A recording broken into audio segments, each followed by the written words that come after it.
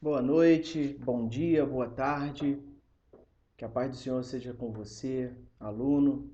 Estamos chegando à aula 34, já próximo do fim desse curso do CETEB, período de aprendizado, período de experiências, período onde entendemos uma necessidade hoje da tecnologia para tudo aquilo que a gente faz, né? Até mesmo por conta dessa pandemia. Mas eu quero louvar a Deus pela sua vida, porque até aqui nos ajudou o Senhor.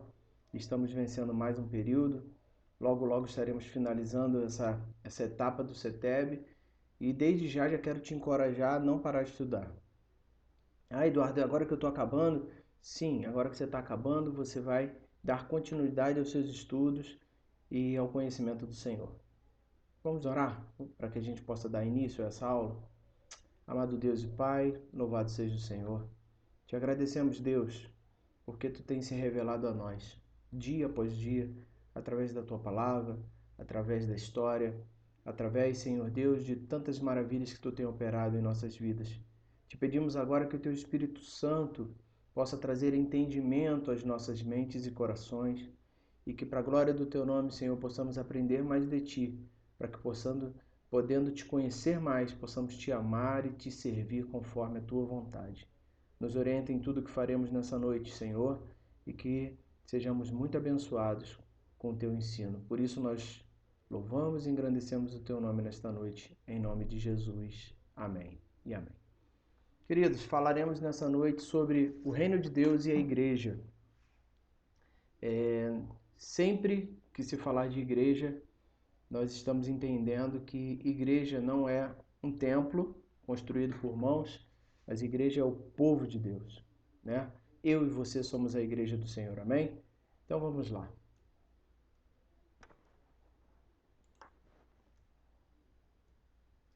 Qual é a relação da igreja com o reino de Deus? Primeiro ponto é, a igreja é o povo do reino de Deus. Nós somos o povo desse reino. Então, voltando a reforçar, o conceito de igreja é o povo do reino de Deus, é o povo de Deus, é o povo que é conhecido por ser pertencente a Deus, pertencente ao Senhor Jesus Cristo. Pessoas que, pela graça de Deus, mediante a fé em Jesus, foram transportadas do domínio do pecado para o domínio da graça e do conhecimento do Senhor. Que coisa tremenda! Esse transporte, essa mudança, isso é algo que me fascina na igreja. É algo que, assim, enche o meu coração de alegria. Veja o que diz aqui. Pessoas que pela graça de Deus, ou seja, pelo favor imerecido, né? Mediante a fé em Jesus Cristo, crendo em Jesus Cristo como único suficiente Salvador das nossas vidas, somos transportadas do domínio do pecado, porque vivíamos debaixo desse domínio, mesmo achando que nós sabíamos o que estávamos fazendo e mesmo achando que nós éramos o nosso dono, nós é que comandávamos a nossa vida, na verdade, hoje no Senhor vemos que éramos comandados pelas concupiscências da nossa carne, ou seja, éramos comandados pelos desejos pecaminosos que tínhamos. Muitas das decisões que nós tomávamos não eram decisões sábias muitas vezes, por quê? Porque eram alicerçadas sobre a nossa carne, sobre os nossos desejos. Então vivíamos debaixo do domínio do pecado, mas fomos transportados. Olha que coisa linda! Quando nós estamos no reino de Deus, fazemos parte desse reino, nós somos transportados, tirados, removidos, transferidos, se é que você pode entender melhor assim, do domínio do pecado, o pecado já não nos domina e somos transferidos para o domínio da graça, o domínio do amor de Deus, o domínio do favor de Deus e do conhecimento do Senhor. Cada dia mais devemos buscar esse conhecimento. É algo muito importante para nós. Não podemos viver e negligenciar o conhecimento do Senhor. Então, como igreja do Senhor, temos que entender que somos o povo do reino de Deus, temos que entender que pela graça de Deus, mediante a fé em Jesus, fomos transportados do domínio do pecado para o domínio da graça. E por fim, por essa razão, as Escrituras referem-se repetidamente à igreja como um reino, debaixo do senhorio exclusivo do Senhor Deus. E eu quero deixar um detalhezinho nessa última linha, que se fazemos parte de um reino, todo reino possui um rei. E como participantes do reino, somos submissos a esse rei. E aquele que reina nesse reino é o Todo-Poderoso Deus. É o Senhor das nossas vidas. É aquele que tem o controle e o comando de tudo em suas mãos. Então eu quero que você guarde isso também. Somos participantes de um reino e temos um rei. E ele é o Rei dos Reis e Senhor dos Senhores. E por isso temos que ser submissos a ele. Porque se não entendemos a nossa necessidade de uma submissão a esse rei, vivemos constantemente lutando sobre aquilo que ele determina para nós. Então, nas tuas orações, no seu devocional, na sua vida de intimidade com Deus, peça a ele que dia após dia você possa ser submisso a Deus em todas as coisas. E você vai ver o mover e o agir de Deus na sua vida de forma poderosa. Amém? Vamos dar continuidade. Qual é a relação do testemunho da igreja, testemunho do povo de Deus com o reino de Deus? A pregação e o ensino da igreja resumem-se à proclamação da vinda do Rei Jesus ao mundo e a chegada do seu reino à terra e a necessidade de conversão à mensagem do Evangelho mediante arrependimento de seus pecados. Então entenda que a pregação e o ensino da igreja, aquilo que fazemos como igreja nessa terra, resume-se à proclamação da vinda do Rei Jesus ao mundo. Não adianta nós intentarmos fazer ações sociais, visitar os pobres, levar comida aos que precisam, se nós não proclamarmos a vinda do Rei Jesus ao mundo e a sua missão. E junto com a vinda de Jesus a essa terra, inaugurou-se o reino de Deus. E por quê? Para que serve isso? Serve porque o Senhor ele veio ao mundo para salvar, o perdido. Então não adianta nós visitarmos os enfermos dos hospitais, estarmos ali presencialmente e não falarmos de Cristo. Não adianta visitarmos aquele que está preso no cárcere, chegarmos ali, levarmos talvez uma comida, um alimento, qualquer coisa assim, e não falarmos de Cristo.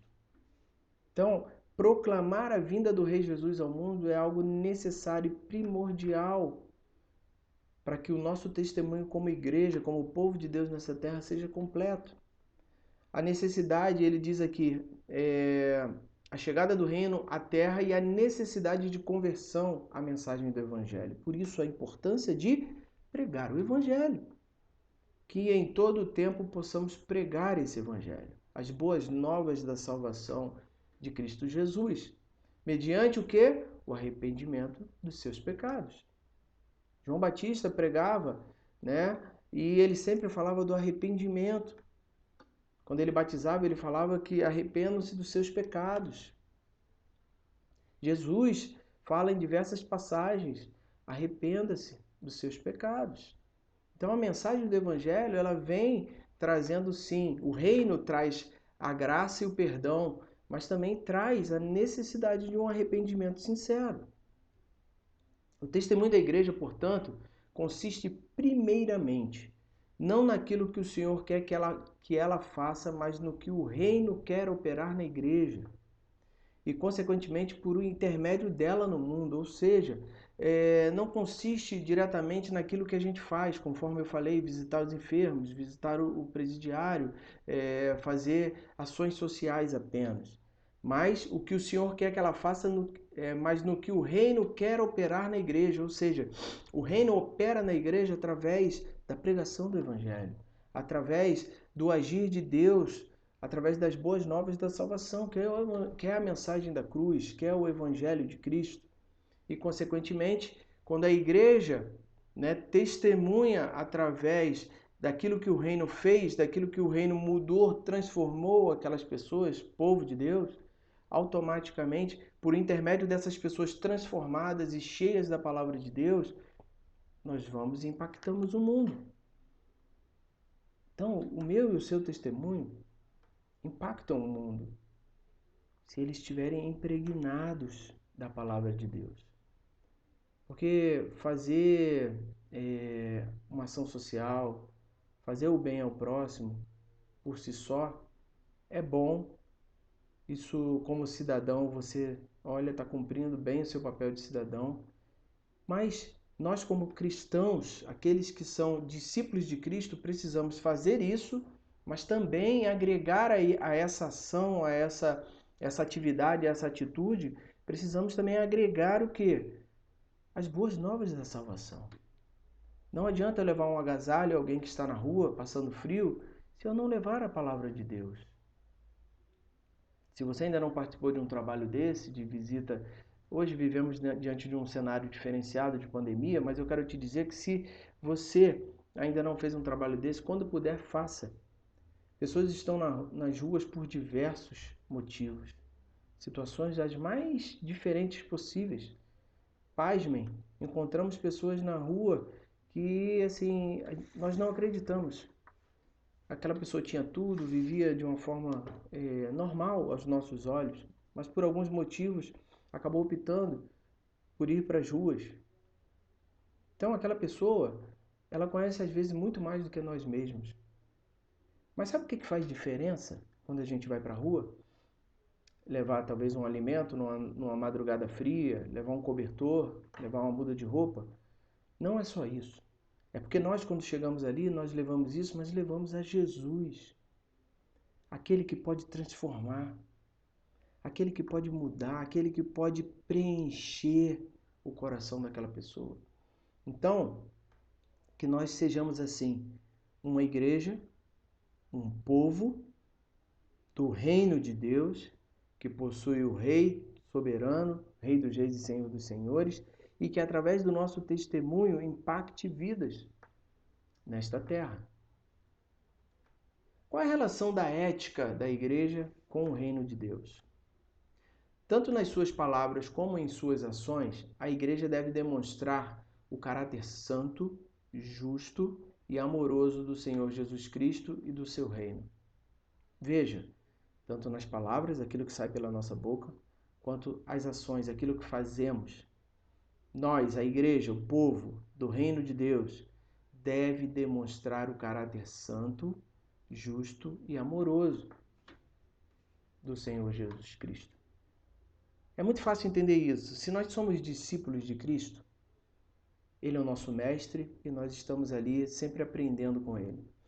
Se estamos aprendendo com Ele, devemos fazer como Ele fez, andar como Ele andou, falar como Ele falava, agir como Ele agia. Então, tanto as nossas palavras, aquilo que falamos, quanto aquilo que fazemos, literalmente, isso deve demonstrar a santidade, que é um caráter santo, a justiça é um caráter justo e o amor de Deus através de um caráter amoroso. Então, que sempre tenhamos isso em mente, que as nossas palavras e nossas ações estão sempre expostas e sendo vistas por todos. E espera-se dos discípulos de Cristo, os cristãos, espera-se que nós sejamos como Ele foi. É muito difícil. Eduardo, é muito difícil. Nem tudo que sai pela minha boca glorifica o Senhor, ou nem tudo que eu faço com as minhas mãos ou as minhas atitudes glorificam o Senhor. Sim. Sabe por quê? Porque eu e você somos pecadores. Mas o Espírito Santo de Deus que habita em nós, ele transforma as nossas vidas. A capacidade não é nossa, mas a capacidade é vinda do Espírito Santo de Deus. Agora basta que eu e você possamos nos colocar à disposição do Espírito Santo de Deus. Quem vai te dar a capacidade para que as suas palavras sejam bênção na vida de alguém é o Espírito Santo de Deus. O Espírito Santo de Deus vai colocar palavras na sua boca que você nem lembrava mais. Vai te trazer à memória passagens e situações e testemunhos que você nem se lembrava mais. Mas para isso precisamos nos colocar à disposição. Precisamos ter o caráter santo, justo e amoroso de Jesus Cristo para que o Espírito Santo de Deus possa agir através de nós e ser bênção na vida dessas pessoas. No Sermão do Monte, onde Jesus resumiu o caráter e a vida de todo cidadão do Reino de Deus, vemos o perfeito equilíbrio da vida no reino. O Sermão do Monte ele nos ensina como agir diante de um mundo onde vivemos da forma que Deus quer que nós possamos agir. Então, eu te oriento a ler Mateus capítulo 5 a 8. Leia o Sermão do Monte, é uma passagem rápida, mas leia com calma, vai digerindo um pedacinho após o outro, sem pressa, vai entendendo o que ele quer dizer. É interessante que, se eu não me engano, no capítulo 5 ele diz: e Jesus subiu ao monte, e naquele monte ali ele ensinou aos seus discípulos, ensinou aquela audiência que estava com ele, e depois ele desce no versículo 8, diz: e Jesus desceu do monte, ou seja, ele ficou naquele período ali. O Sermão do Monte traz ensino básico, rotineiro, do dia a dia para nós. Então que você possa fazer isso também. A ética do reino não se resume apenas a novos hábitos de vida, mas a uma renovação completa do coração e caráter do cristão. Não estamos aqui dando apenas uma receita de bolo que você deve seguir, uma receitinha que você vai botar alguns 10, as 10 atitudes mais tops aí, como diz o mundo, né? Não, não é disso que a gente está falando. A ética do reino, ela não é só hábitos, novos hábitos, mas é uma renovação completa do coração. Quando o meu e o seu coração são renovados, automaticamente tudo muda. As palavras que saem pela boca já não são mais as mesmas. As atitudes que fazemos, aquilo que falamos, por onde andamos, né? Aquilo que olhamos, aquilo que pensamos até, já não é mais da mesma forma. Então, que Deus possa te abençoar completamente, renovando completamente o seu coração, o caráter, para que eu e você possamos ser discípulos, possamos ser cristãos, né? Possamos ser realmente embaixadores de Cristo nessa terra. Ah, mas eu não vou pregar não, Eduardo, para multidões, não. Querido, você prega com a sua vida para o seu vizinho, você prega com a sua vida, com o seu testemunho, você prega para o seu familiar, prega para aquele marido que ainda não conhece, prega para a esposa que não conhece. Você não precisa ir pregar num púlpito para poder dizer que prega. A sua vida é uma pregação. No momento em que, através das suas palavras e das suas atitudes, o seu coração renovado, né, o seu caráter transformado, está pregando automaticamente o Evangelho de Cristo. Você não precisa de um púlpito para pregar, mas as suas atitudes e as suas palavras falam muito. Então, assim, tem muita coisa do nosso dia a dia que precisa ser transformada, que precisa ser trabalhada pelo Espírito Santo de Deus. Então, que nós possamos permitir que o Espírito Santo de Deus nos transforme poderosamente. E sabe para quê? Não para que você seja conhecido por alguém que é maravilhoso, que é perfeito, não, mas para que o nome do Senhor seja exaltado e para que vidas sejam alcançadas pelo Evangelho, para que vidas que passam pela nossa vida possam ouvir da mensagem da cruz, para que vidas que passam pela nossa vida diariamente possam ser impactadas pelo Espírito Santo de Deus. Ah, mas eu não me vejo com condições de falar nada de Deus para alguém. Fale de você. Fale do que Deus tem feito na sua vida. Fale da paz que excede todo o entendimento que está no seu coração. Fale da alegria que nasce todas as manhãs, independente das circunstâncias.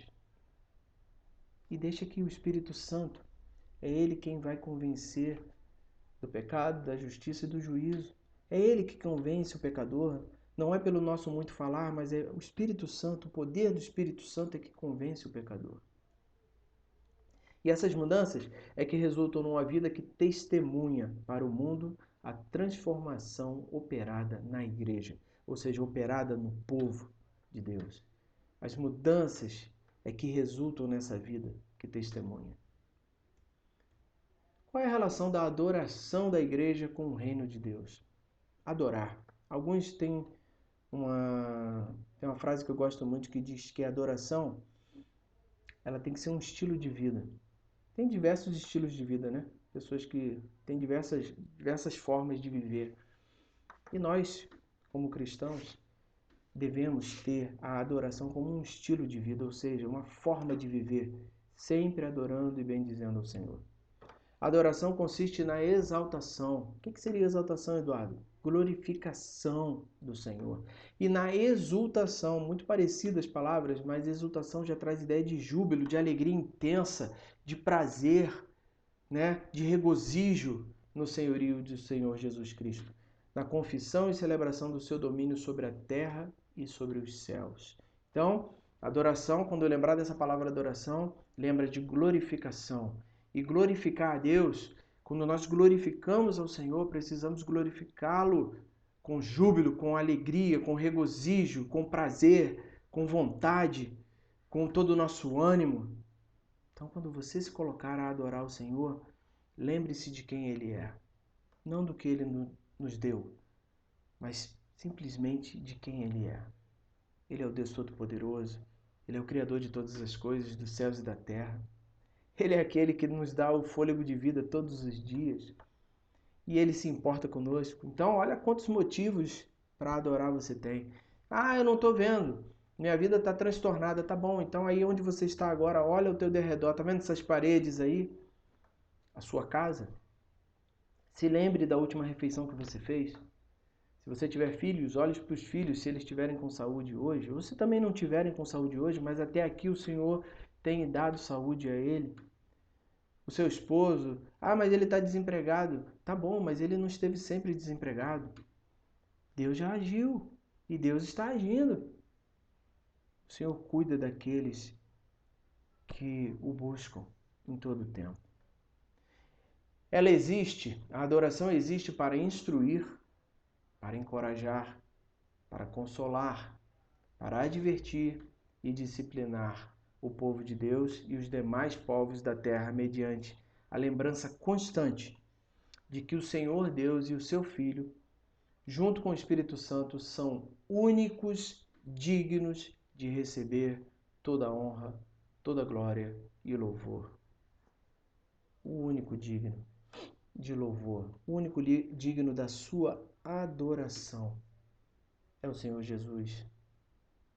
É Deus, é o Espírito Santo. Mas eu não adoro ninguém, mas como o nosso coração, o centro da nossa vontade, o centro do nosso intelecto, como o nosso coração tem facilidade em adorar outras coisas que não o Senhor. Então que você lembre, quando lembrar de adoração, que é glorificar com alegria, com prazer, que você lembre que essa glorificação só há um que merece, que é o nosso Deus Todo-Poderoso. Qual é a relação da comunhão da igreja com o reino de Deus? Consiste na nova ordem do reino de Deus, onde há plena igualdade entre os seus membros, independente do gênero, raça, língua e condição social e política. Somos iguais perante o Senhor. Você tem visto que o pastor André constantemente tem falado para nós que nós devemos orar e que o Senhor vai ouvir a nossa oração. Isso quer dizer que, então eu não preciso mais do pastor? Não, não é isso. Porque eu creio que o pastor é o anjo da igreja, que eu creio que o Senhor dá uma unção especial ao pastor, aquele que traz o alimento para o aprisco das ovelhas, né? Aquele que, movido por Deus, traz para a igreja a vontade de Deus para aquele momento. Através do pastor da igreja, o Senhor orienta o caminho que vamos seguir, aquilo que a igreja precisa ouvir, aquilo que a igreja precisa melhorar. Mas, ao mesmo tempo, diante do Senhor somos todos iguais. Então você pode orar, como temos ouvido constantemente. Você pode dobrar os seus joelhos e você vai orar e o Senhor vai ouvir a sua oração. Isso não quer dizer que você não possa dividir com o pastor da igreja os seus problemas. Pode. Você tem um acesso. O pastor, ele já falou várias vezes, não só o pastor André, como os outros pastores da igreja, já falou várias vezes, está à disposição da igreja para servir a igreja com a sua vida. Então, se você tem alguma situação, eu te oriento a procurar o pastor. Mas o que eu quero te mostrar nesta noite é que eu e você precisamos também orar, porque o Senhor nos olha igualmente. Ele também demonstra a restauração da ordem da criação, comunhão, por meio da renovação da missão de homens e mulheres, pais e filhos, trabalhadores e seus senhores à luz do senhorio de Cristo. Ou seja, apesar de todos serem iguais, nem todos desempenham o mesmo papel. É o que eu falei do pastor. Ele tem outros atributos, ele tem outras atividades que nós não temos. Mas que nós possamos entender que precisamos ter comunhão plena com o Senhor, comunhão plena com o Rei dos Reis e Senhor dos Senhores, com aquele que reina sobre todo esse reino. Precisamos ter essa comunhão. Qual é a relação do serviço da igreja com o reino de Deus? Serviço. O serviço da igreja consiste na fidelidade à comissão do Senhor Jesus Cristo de anunciar o Evangelho no reino de Deus e fazer discípulos de todas as nações por amor a Ele e por amor aos pecadores perdidos. O serviço da igreja consiste na fidelidade à comissão. Essa comissão é como se fosse a fidelidade ao chamado. O Senhor Jesus fez um chamado a cada um de nós. Chamado esse de anunciar o Evangelho, e fazer discípulos de todas as nações por amor a Ele e pelos pecadores perdidos. Então, o serviço da igreja precisa ser fiel a esse chamado. Volto a falar lá na frente, não adianta visitarmos os enfermos se nós não levarmos o Evangelho.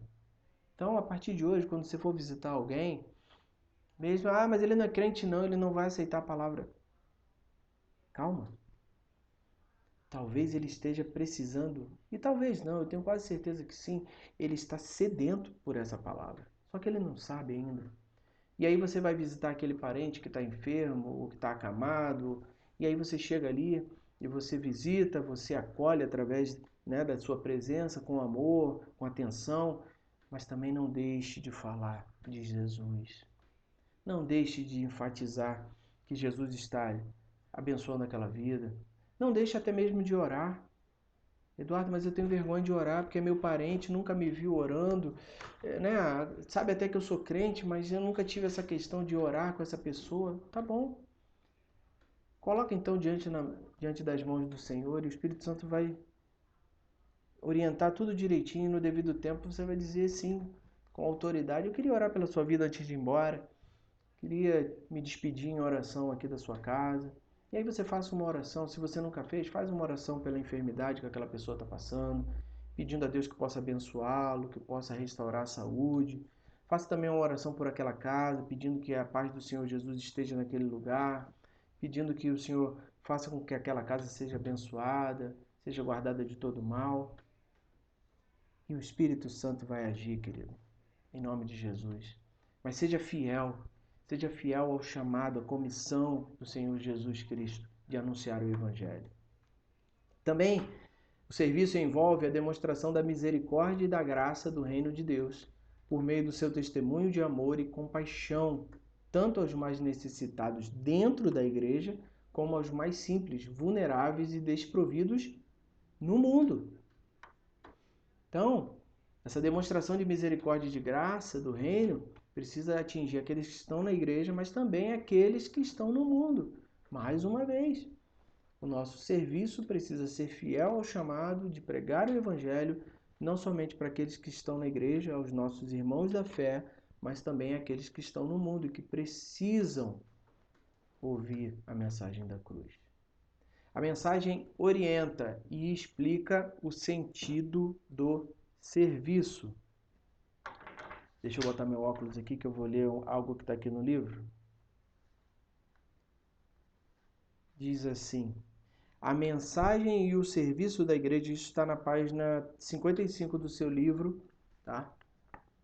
Página 55 diz assim, final do segundo parágrafo diz assim: a mensagem e o serviço da igreja se complementam, pois a mensagem orienta e explica o sentido do serviço, que é o que está aí, enquanto o serviço, a prática, o literal,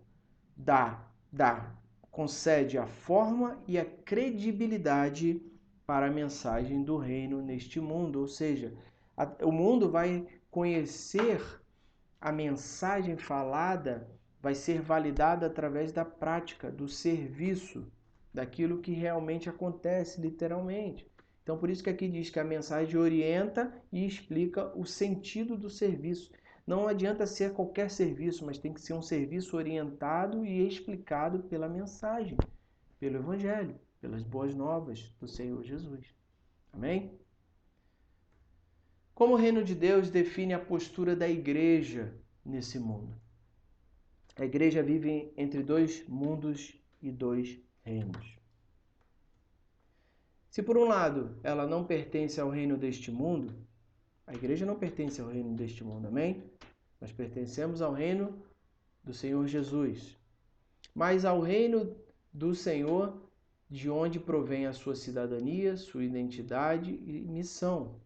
Filipenses 1:27 diz assim: acima de tudo, vivam de modo digno do Evangelho de Cristo, para que, ou indo até ir vê-los, ou estando ausente, eu ouça a respeito de vocês que estão firmes em um só espírito, como uma só alma, lutando juntos pela fé do Evangelho. Guarde isso, acima de tudo, vivam de modo digno do Evangelho de Cristo. Olha que coisa interessante. Somos a igreja, o povo do Senhor. Dizemos que vivemos debaixo do reino de Deus, onde o Senhor ele é o rei absoluto, o rei dos reis e senhor dos senhores, mas vivemos nesse mundo. Então, por isso que o primeiro tópico diz: a igreja vive entre dois mundos e dois reinos. O que é que isso quer dizer? Por outro lado, ela permanece nesse mundo. Quem permanece nesse mundo? A igreja. A igreja prédio? Não. A igreja povo. A igreja eu e você, né? Vivemos nesse mundo. E eu e você devemos lealdade às autoridades terrenas. E também devemos um bom testemunho mesmo para aqueles que não pertencem ao reino do Senhor. E isso aí tudo resume a ideia de submissão às autoridades superiores ou às autoridades instituídas. Como assim, Eduardo? Eu permaneço nesse reino e eu tenho que ser leal às autoridades? Sim. As leis foram instituídas e, primeiramente, como cidadania, né? Precisamos respeitar as leis instituídas. Em segundo, precisamos respeitar as autoridades instituídas. Como cristãos, precisamos respeitar as autoridades superiores, as autoridades que foram instituídas sobre nós. E isso em diversos patamares da nossa vida. Se um professor é uma autoridade instituída, devemos, né, ser submissos, devemos ser obedientes. Se o nosso chefe no trabalho é uma autoridade instituída, devemos. Queridos, guarde que a justiça pertence ao Senhor. Eduardo, mas eu estou sendo perseguido. No meu trabalho eu estou sendo perseguido, meu chefe me persegue porque eu sou cristão. Entrega o seu chefe nas mãos do Senhor. O que vai adiantar você fazer justiça com as próprias mãos? Você vai perder seu emprego e não vai resolver nada. Agora, no momento em que, diante de uma situação onde a palavra diz que você deve ser submisso às autoridades instituídas, você é submisso às autoridades instituídas, e você entrega aquela situação nas mãos do Senhor, e por isso que é a importância da oração, você ora e, Senhor, olha, está acontecendo isso, é assim, o Senhor tem visto, o Senhor tem me acompanhado, tem visto as situações, entrega na mão dele e experimenta ver o que vai acontecer. Deus vai agir, querido. Deus vai agir em teu favor, porque Ele sabe o que é melhor para você. Entenda isso. Onde houver conflito, e aí é interessante, esse conflito quer dizer um conflito entre os dois mundos em que vivemos e os dois reinos, né? Somos igreja, vivemos debaixo do reino do Senhor Jesus Cristo, mas como igreja, ser vivente nessa terra, vivemos também no reino deste mundo, né? Vivemos aqui nessa sociedade. E aí nesse conflito entre ser pertencente ao reino de Deus e viver neste mundo, existem conflitos. E aqui diz o seguinte: onde houver conflito, a postura da igreja, do povo, do reino, deverá sempre ser leal ao Senhor Jesus Cristo. por quem ela paga o preço até com a própria vida. Quando houver conflito, sempre vamos optar pelo reino de Deus. Onde houver diferenças entre esses reinos, vamos sempre escolher o que aponta para o reino de Deus e não para o reino deste mundo. Amém? Que Deus te abençoe rica e abundantemente. Essa aula foi bem curtinha, 35 minutos, mas que você possa entender que o Rei dos Reis e Senhor dos Senhores, Ele está conosco em todo o tempo. E nós, como cidadãos do reino de Deus, estamos e precisamos estar na presença dEle e viver conforme a sua vontade. Que Deus te abençoe. Eu quero fechar com uma oração. Amado Deus e Pai, louvado e engrandecido seja o teu nome. Louvamos e te bendizemos, Deus, por tantos bens, tantas maravilhas que tu tem operado em nossa vida. Abençoa a nossa família, os nossos filhos, esposo, esposa, parentes, a nossa casa, meu Pai. Que possamos entender, Deus, dia após dia, a importância de fazer parte do reino de Deus. E que possamos ser cheios da tua graça, cheios do teu perdão e da tua misericórdia. E que possamos, Pai, nessa terra testemunhar, ó Deus, através das nossas práticas, das nossas palavras, ó Deus, aquilo que a tua mensagem, que é aquilo que a tua palavra nos ensina, que possamos ser testemunhos vivos do teu poder e da tua graça. Assim oramos, Deus, e te agradecemos por esse bate-papo, por essa aula, e que essa aula o teu Espírito Santo possa edificar as nossas vidas.